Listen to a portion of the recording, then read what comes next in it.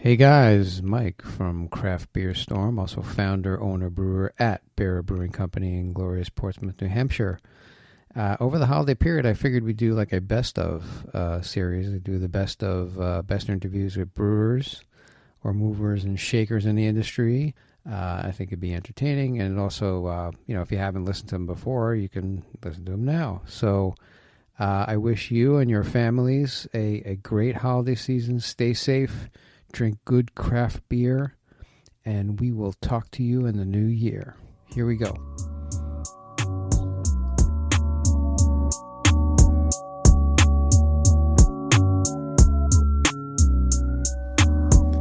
Hey guys, this is Mike from Craft Beer Storm, your host, and also owner, founder, brewer at Bear Brewing Company in Portsmouth, New Hampshire. We have an extra special guest on today. We have Jack from Jack's Abbey. I was able to get an interview with him, and I was like, wow, I'm going to interview Jack. So we had a great conversation about the area and beer and some challenges, but good stuff. So let's go.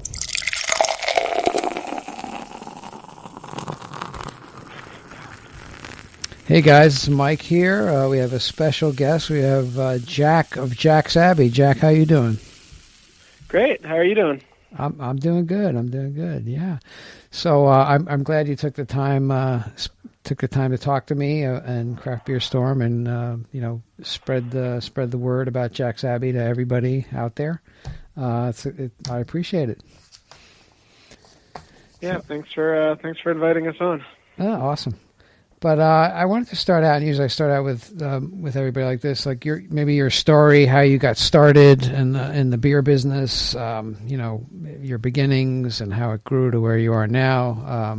You have a huge facility now, and you're all over the place. So it'd be great to just learn about that and your whole story. So a little bit about our story is I started this brewery with my two brothers, Sam and Eric, back in 2011.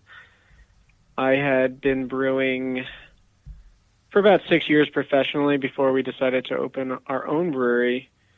And the story of the brewery really goes back further than that. When my brothers and I grew up in a family business, my father, uncle, and grandfather ran an ice distribution facility in New York. And so we kind of grew up in a family business, and had, at one point, we all planned on going into that business, but that business is no longer in the family, and instead my brothers and I decided to start Jack's Abbey back in 2011. Awesome. What part of New York were you in? We were just north of New York City in Westchester County. Oh my God, I'm from Westchester. What town were you in? Yeah? Yeah. Well, the ice plant was in Mamaroneck. It was right off of Mamaroneck Ave, right, or a block off of Mamaroneck Yeah, I grew Ave. up in Eastchester and lived in Yonkers a little bit, and all my family's still there. Actually, I never knew that. Interesting. Yeah. Our biggest account was in Eastchester, the Beverage Mart. They oh, you did? That's right up the street. Yeah. That's so funny, huh? My God. And I'm up in New Hampshire now, and you're like, you have this massive brewery, and we both came from pretty much the same area. That's awesome. Yeah, you never know. But I'm sorry. And then, so you had the ice business, and then from there, what happened?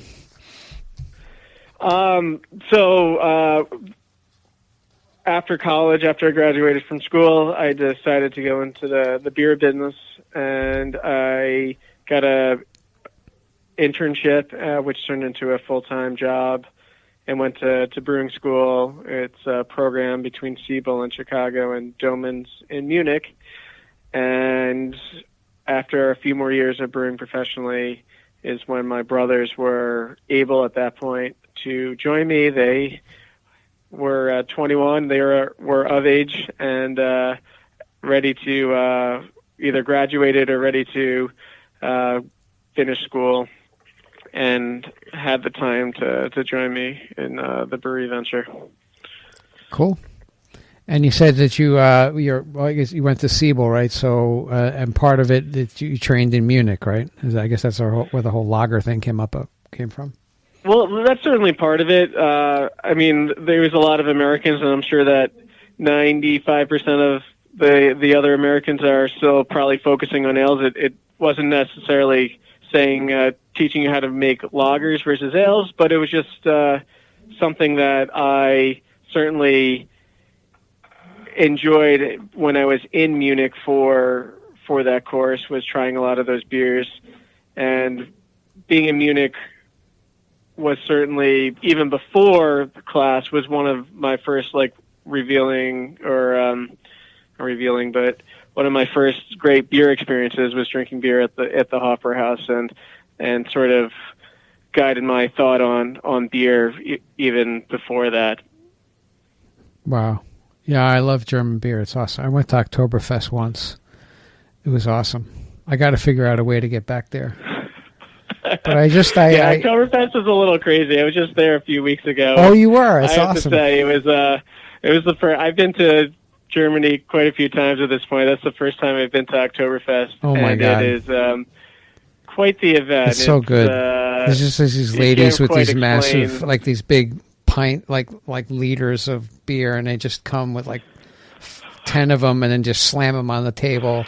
And another lady has chickens, cooked chickens and bread and sausages, and it's crazy, but it's awesome. Yeah, it's pretty crazy to go to a place where the only way you can drink beer is a liter at a time. That's right. And it's frowned upon to get less of that. Oh my God! But that's the whole culture is around beer. I mean, it's kind of the Italians are around wine. I'm Italian, so my parents are from Italy, so. But the German part is I love going there, and just the beer is delicious. They know what they're doing. So I use a lot of German malts in our beer as well. The Weimar malts, and good stuff. So you were in Germany, and then as far as the brewery is concerned. We opened in 2011, so that was about 3 years after I went to school in Munich. And when we opened, it was 2011. It's every time I tell it, I tell the story a lot, and it gets funnier every time I say it, because in 2011 we thought the beer market was oversaturated, and that we were worried we were getting in a little too late into the game, and we really wanted to stand out with the beers. We were concerned that if we brewed IPA, that we would get lost in the shuffle of the 3,000 breweries that there were at the time. And which is the reason I think that's so funny, is we now have 7,000, and by all accounts we're going to have 10,000 breweries in the next year or two. So we were pretty incorrect on the market saturation when we opened in 2011, and I don't, probably a question you'll ask later is, where do I think the industry is going? I've been wrong for 7 years now. I keep thinking that there's going to be a shakeout. We're at saturation point, but maybe we're not. We'll have to see on that front. But going back to the point on the lager side, is we really wanted to brew lagers. We wanted to focus on lagers, and for us, it was a way to really differentiate the products that we were going to put to market compared to a lot of the other craft brewers that were opening at that time. Yeah, it was interesting when you came out, when I saw you guys with the lagers that came out. If there was a good lager, and if everybody said, what's a good lager, I would point them your way, because I love your lagers. They're awesome. And you did stand out, by doing that, so I think it was the right move. It's just everybody wants to do an IPA or an ale, and but lagers are special. So you have the training, and they're really coming out. They're delicious, actually. I have to come to your tap room. I haven't been there. I gotta. I'm in Portsmouth. Gotta get down to Framingham. It's only an hour away or so. I gotta go. Yes, I gotta go. Too many excuses. Maybe tomorrow evening I'll grab somebody. I'm doing some work in Mass, so I'm gonna keep going and get to Framingham. Get some samples there. Awesome. Sounds good. Yeah. So So yeah, obviously, it just keeps growing, the whole industry. I see a couple of breweries, that maybe kind of went too big and they got caught, even regional. And what do you see in that? I mean, there was a couple of regional, even national, like they went nuts and they went to all states, and they just went too big, and a lot of people are trending local. Absolutely. Certainly local is huge right now, particularly in the beer business. I mean, yeah, there's some big examples of certain breweries that have had a rough go the past few years, but when you consider the sheer numbers, I think it's probably a pretty small percentage, and they're probably more, they're not necessarily the main trend in the beer business. The main trend right now is certainly local. So if you focused on the local market, you're in a much stronger position right now. And there's definitely significant interest in just taproom business models right now, selling most of the beer out of the brewery. And that's when you talk about 7,000 breweries and maybe 10,000. I forget the exact numbers, but a vast majority of those breweries are making very small quantities of beer, so the numbers are hard to fully understand what that means for the overall industry, because maybe 90% of the breweries are making 1% of the beer in the U.S. or something like that. It's a pretty small volume, although you add it up over that many breweries, and it is a decent chunk. But it's not like there's 7,000, 50,000 barrel a year breweries that are opening. It's a little bit more nuanced than that when you think about how many breweries are opening and what that means for the market. Yeah, it's becoming a lot more local, and I think that's the way. Well, in Germany, like every town has a brewery or a couple breweries, it used to be the case here pre-prohibition.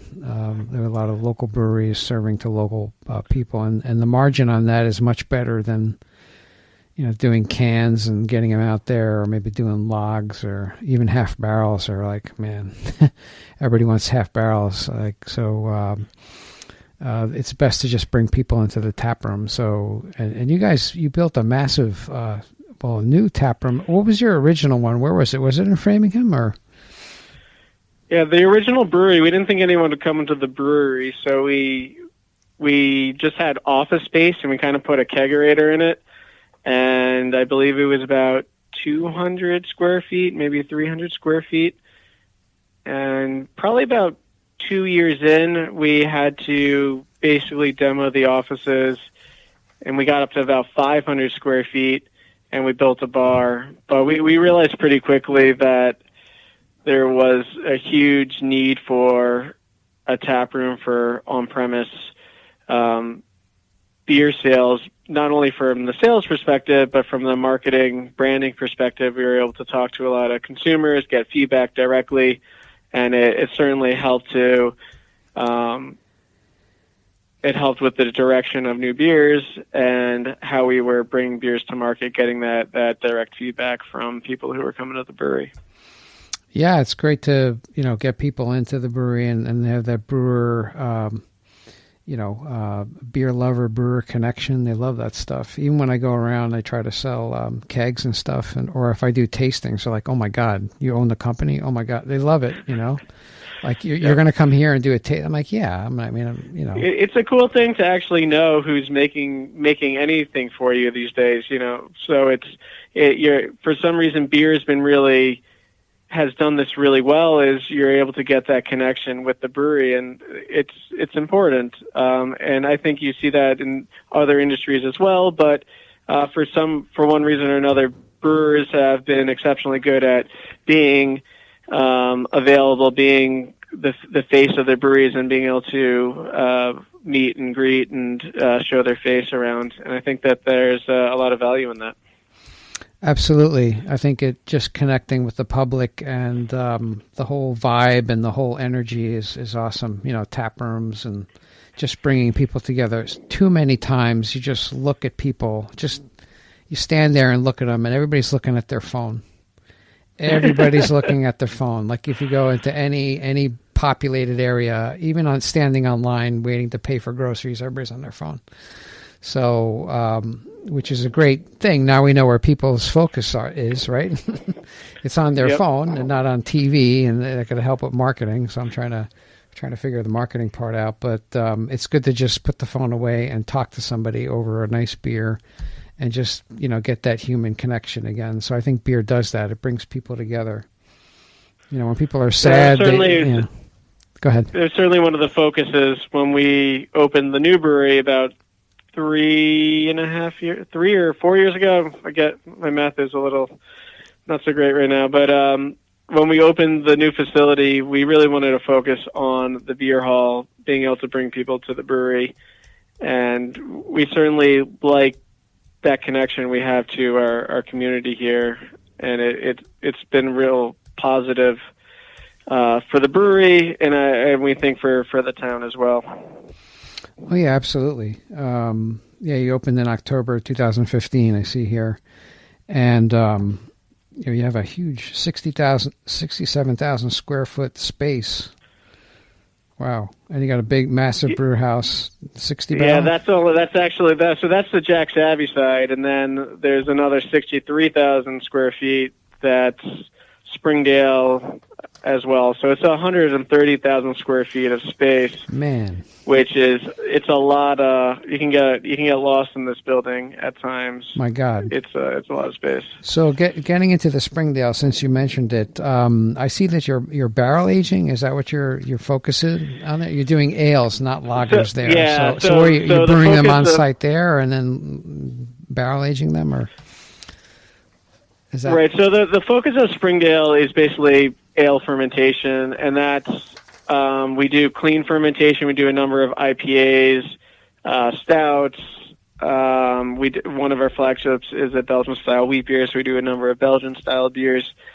But the real reason that we started Springdale was to focus a lot of our time and effort on wood aging beer.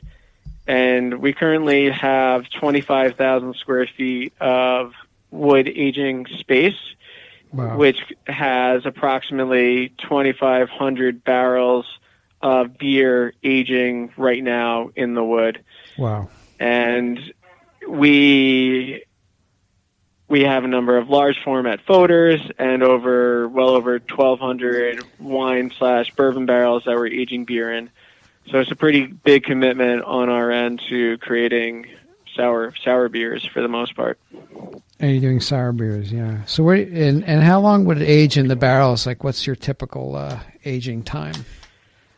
It really varies. It depends on what sort of products we're making. A lot of our sour beers have some sort of fruit addition to them, so that takes extra time. But I would say on average, you're looking in the 9 to 18 month range, and probably 15 month is maybe the sweet spot for a lot of the beer that we're producing here. So the beer sits for a significant period of time before it's ready to package, which is why you need so much space to produce a fairly small amount of beer. We'll probably produce maybe 1,000 barrels of sour beer, but we're brewing that in 25,000 square feet, where on the Jack side, we're doing about 50,000 barrels of beer in 50,000 square feet. So you really need a lot of space per barrel of production when you're aging in wood for up to 2-3 years.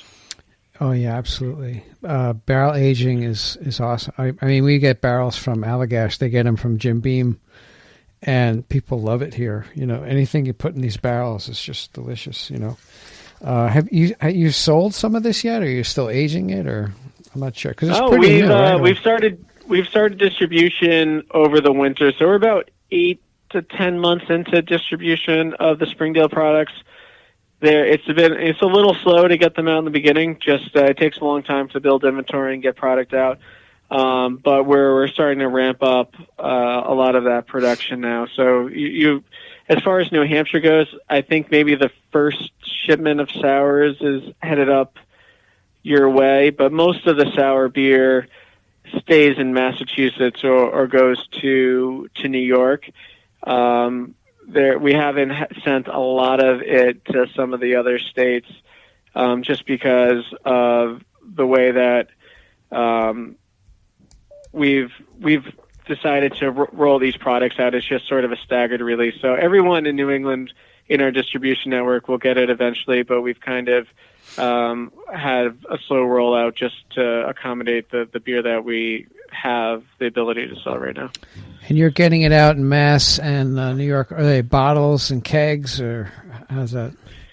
Yeah, so we do a little bit of draft of the sour product, and we do bottles as well. We do half-liter bottles.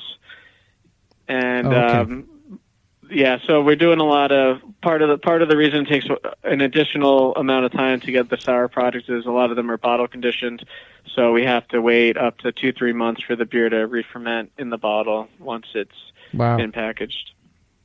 Wow, that's a process. Wow. But that sounds interesting. And they have a tasting room too?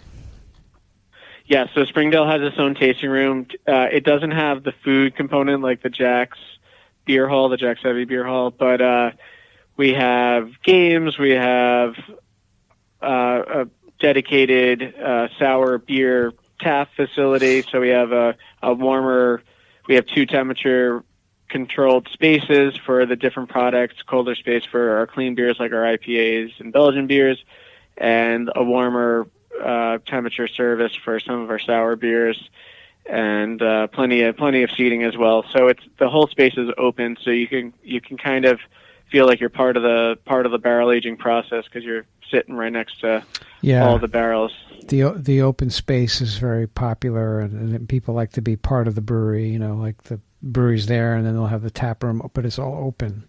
And it's Absolutely. Great. Yeah, I've seen some pictures of it too. It looks great. Wow, and that's right next to. So they're right next to each other, the Jack's Abbey and then the Springdale. Yeah, so there's 2 separate buildings that are connected via just an alleyway that the public can't get through. So for the public, it's 2 separate spaces. For employees, you can get between the 2 buildings. And you had mentioned a little bit before about how we brew for Springdale. Most of what Springdale is just a fermentation area. So we'll brew the beer on the Jack's brew house, but we have piping that goes over to the Springdale side, and we'll pump the beer from the Jack side to the Springdale side. So in terms of like Massachusetts looking at you, it's like one brewery. Is that what it is, or? So technically, we are one brewery because we have one brewery license, and we have 2 brands, and each brand has its own space here. It's the brand, yeah. All right. Yeah. No, very interesting. Yeah. I mean, they also, and then I see here that you're in 16-ounce cans now. Absolutely. So for the Jack side, we sell canned products. We do 16-ounce 6-packs and 4-packs. Depends if it's a year-round beer or a specialty beer, and we do 12-ounce for our year-round beers as well. And the Jack side is definitely the majority of our production. So we're probably 95% Jack's production and 5% Springdale production right now. And you have a new one in cans, the Blood Orange Wheat. I guess it's very popular. Blood Orange Wheat. Yeah, so that's one of our new beers for this year. It's sort of inspired by a Radler, which is a mix of beer and soda, which is very popular in Germany. Radler translates to cyclist. So it's sort of what I guess was created to give bikers. So it's not quite as strong as a beer, but it still has alcohol in it. So that's sort of our take on a Radler by combining beer and blood orange together. Interesting. So and it's a low, like a 4% ABV. Yeah. Yeah, it's 4% ABV, so it's on the lower side, and it's really sort of an ideal summer drink because it is quite light, fruity, and it's always one of the best sellers in the beer hall year round. But certainly from a distribution standpoint, it works better for the summer. Yeah, I really liked your when I had the Harponius Union, like the India Pale Lager. I'm like, what's this thing? India Pale Lager. I know India Pale Ale, but I'm like, this is interesting, And I bought a 6-pack of it, and it was delicious, So really good hops. Yeah, thanks. That was sort of our way of getting into the hoppy beer world before we had Springdale. We really wanted to have a hop focused beer, so we decided to brew an IPL. That was I think that was the 4th or 5th beer that we produced, and that was the best seller for a number of years. The day that was released, I think it was our best seller for our first 4 or 5 years. It's since transitioned a little bit. House Lagers are our best seller now, which is German style Helles. But we think that there's a lot of benefits to having dry hop lagers. I think that they give you the same sort of hop aroma and flavor that you would look for in an IPA. They just tend to drink a little cleaner and are a little bit, even if they're not lower in alcohol, they drink a little lighter and easier because of the lager fermentation. That's what I noticed too. It was nice, smooth, clean, really nice. Yeah, very good. And the lager too. Your lager is great as well. So, how many states you distribute? Right? How many states are you in now? We're in the Northeast, so we're in New York and New England. We do a little bit of beer in Philly, but we're not in the whole state of Pennsylvania. But we're trying to focus basically where you can drive your car in a few hours, and we kind of call that our local market. So basically nowhere that takes more than 6 hours to get your car to at this point. Yeah. No, I think that's a great idea. Instead of expanding all over the country, and a lot of breweries are pulling back. They went nuts, and absolutely, some breweries, it's definitely a challenge on the distribution, and even in your local market, as strong as local beer is, there's still a lot of competition. But the further you get away from your home market, the harder it is to sell beer. So it's something that we've noticed, we've seen, and we're working. That's part of the reason we stay as close to the brewery as we do. We don't really have interest in going further away from the markets we're already in. Well, yeah, if you could keep local. I mean, if you go far flung, and then you got to have salespeople that are there, and then they have to convince people, because everything's like trending local now. And they're like, what is this? Like if you're in, I don't know, say Florida or something, and like, oh, this is a brewery in Massachusetts. All right, that's great. They want local stuff. Everybody's it is interesting because Florida's interesting because it used to be a great market for the Northeast brewers because so many people would vacation in Florida that a lot of these brewers were able to do well. And now that there is a really strong local brewing community, it's not as easy. Yeah. But you don't even need to look that far to see issues. I remember being at one place in it was in Kittery, I believe, and they wouldn't serve beer from Portsmouth because they didn't consider it local beer. And I'm like, you can actually see Portsmouth. I know it's a different state, but it's actually these other breweries are probably closer in distance than any of the other beer that you're selling here. So I think that there's sort of like extremes here where we're going to have to find the right balance. What is local? Is local a distance? Is it a state? Is it, a region? But I think these things are sort of just playing themselves out right now. Everyone's sort of experimenting and seeing what works for them. Yeah, Maine is, Maine beer is Maine beer, and Mainers like Maine beer. So, but there's a load of beer up in Maine. It's exploded, especially the Portland area, and yeah. Yeah, it's the whole industry. So what do you think about the craft beer industry in general? I think you said that, when you started, you had several thousand breweries, and now it's like triple that, right? You think this trend is going to, you think it's going to keep going, or it's going to level out, or What do you see? If you pay attention to the Brewers Association, they believe that they track TTB licenses and they track brewery openings, and they found in the past decade or so that the number of TT brewery permits usually trails about 2 years brewery openings. So even though there's 7,000 breweries, only 7,000 breweries open, there's actually 10,000 permitted breweries. So the Brewers Association assumes that there's another 3,000 breweries that will likely open their doors in the next 2 years. So that's another almost 50% on top of the 300% that we've seen in the past decade. Wow. It certainly begs the question whether or not it's sustainable.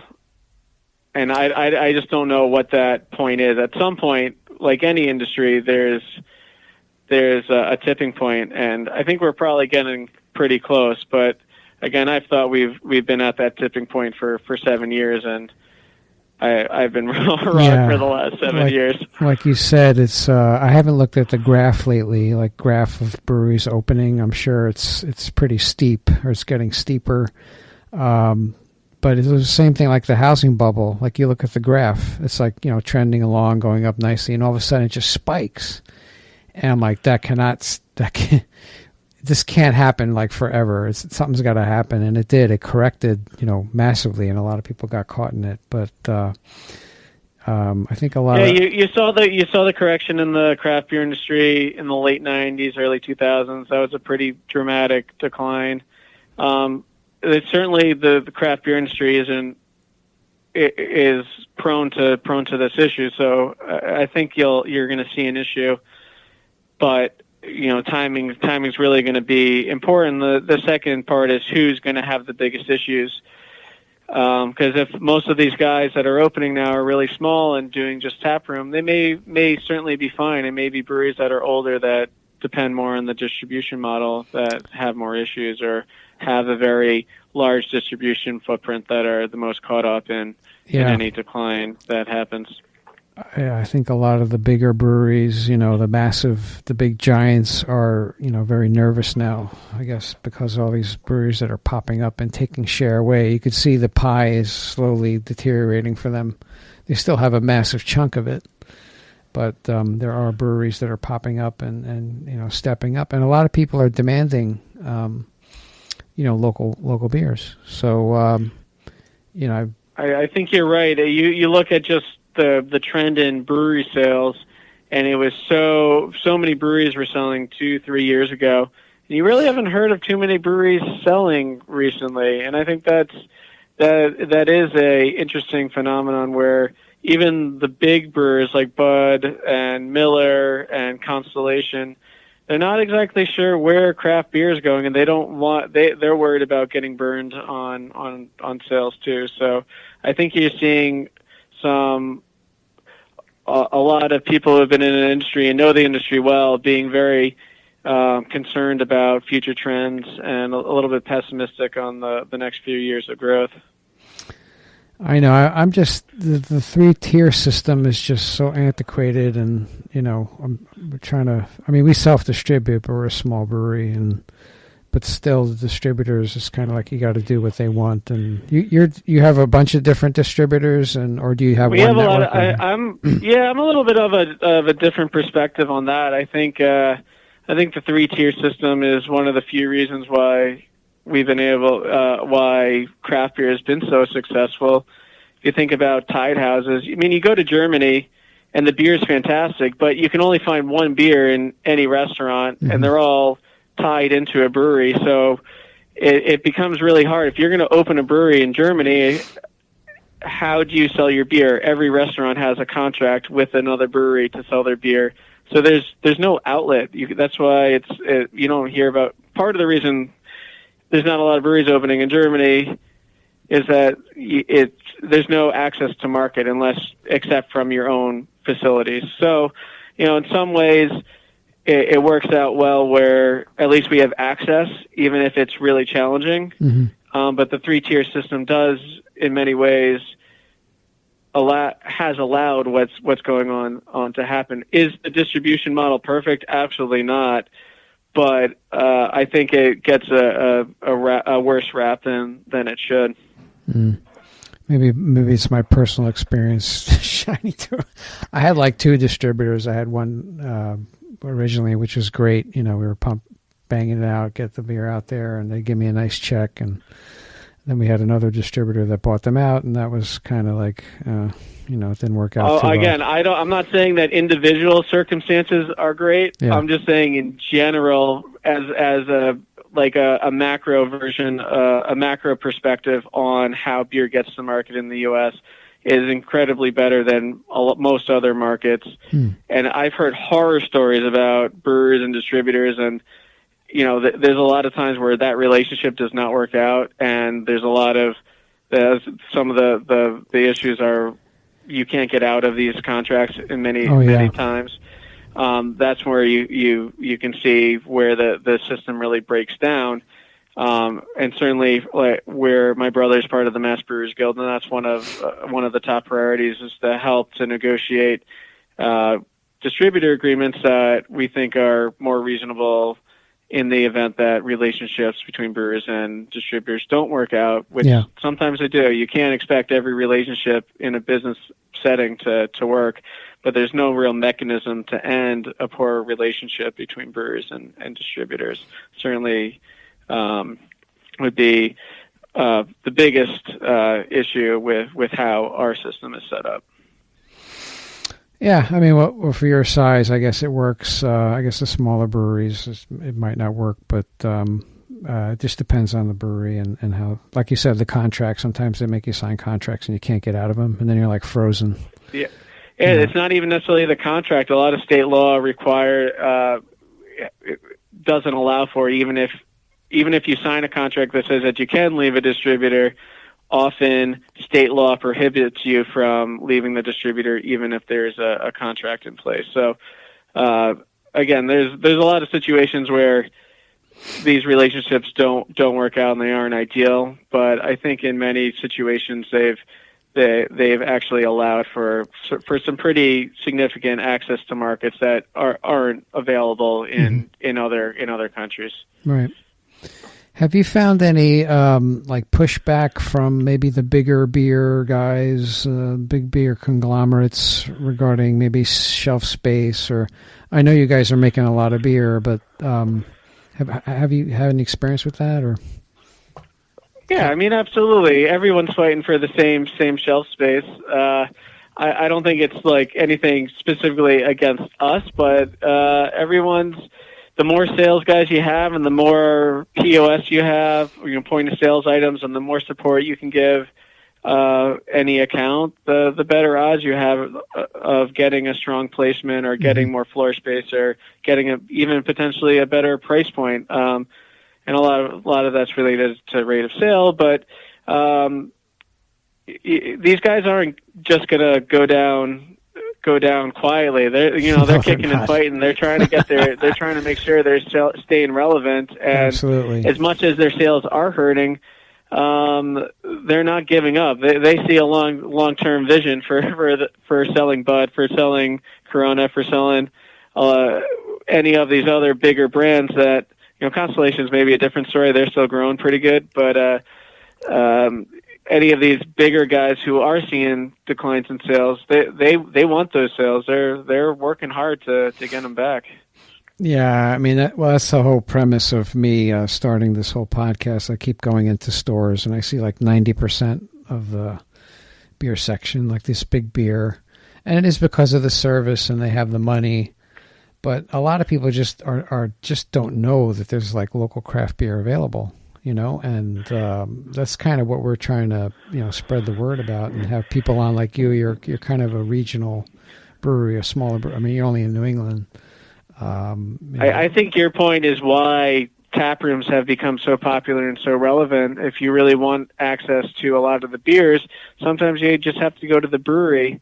I think that there's an interesting catch-22 for retailers. I know a lot of retailers aren't necessarily as enthusiastic with having so many tap rooms open, But on the flip side, if there's not ability to sell beer at retail, there's not a lot of options for a small brewer. So there's got to be that balance between the being able to get your beer in market and also the ability to, how much beer you're selling from your own place. Right. So it is a balance. It's just interesting. The whole industry is kind of in flux, and like every day you see these mergers and what's happening. And we did with big beer is really big beer right now. It's one of the largest companies in the world is SAB Miller, AB InBev Miller, whatever their thing is called now. It's $100 billion merger. It's a big company that controls not just a lot of the U.S. market, but controls the world market worldwide. Yeah. So yeah.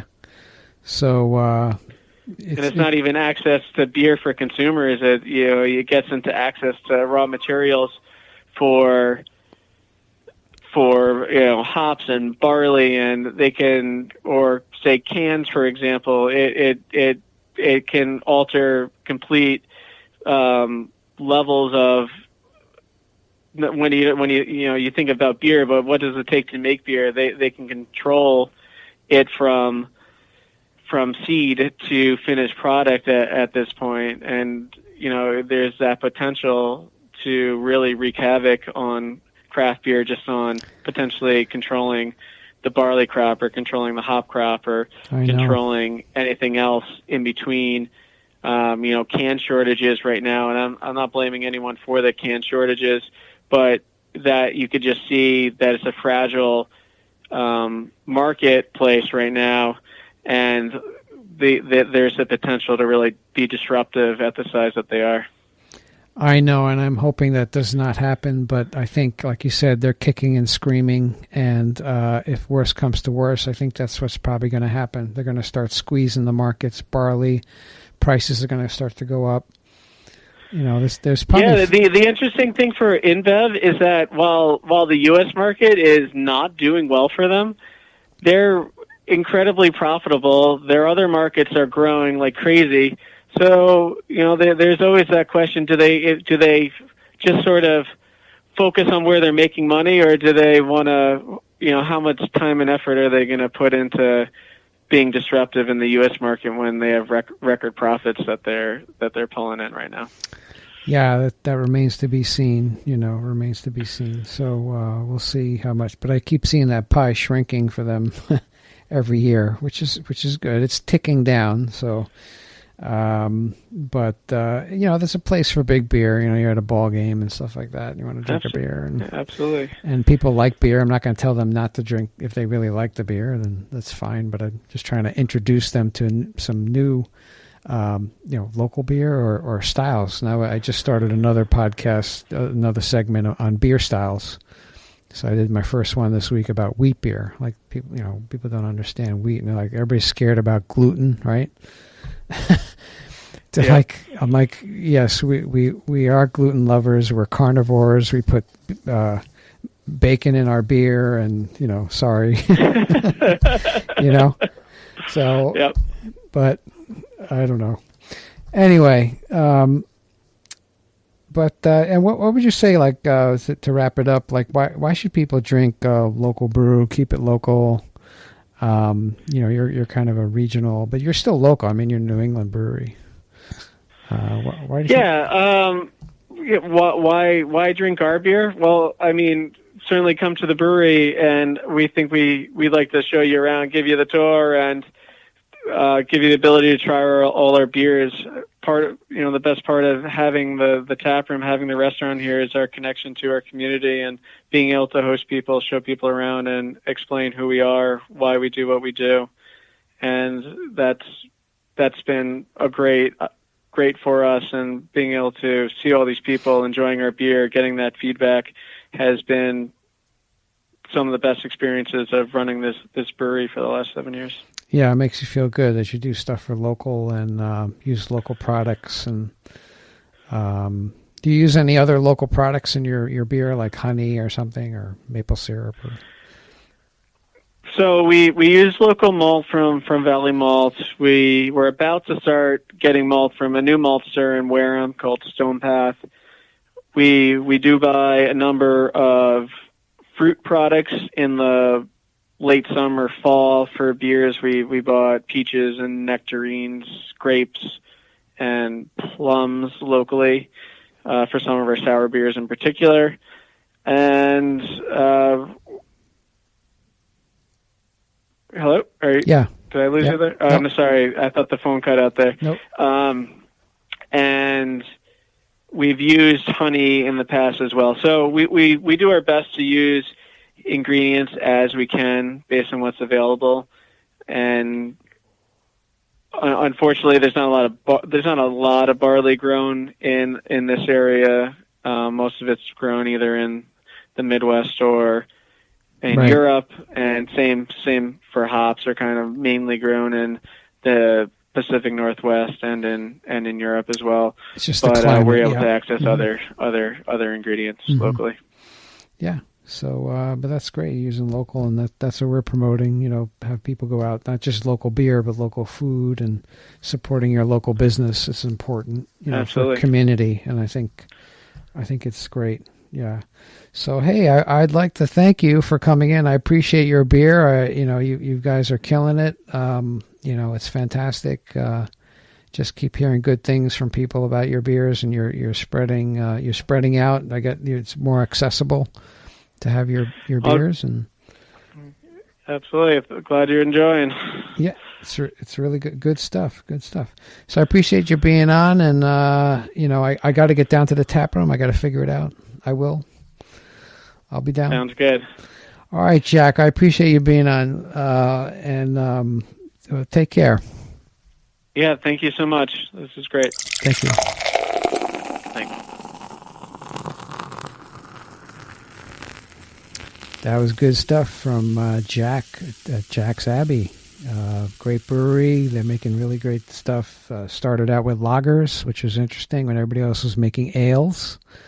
They went out and they did the lagers, and they were very successful, and they're still successful today. They've expanded tremendously, and I see their product all over the place here in the Northeast. And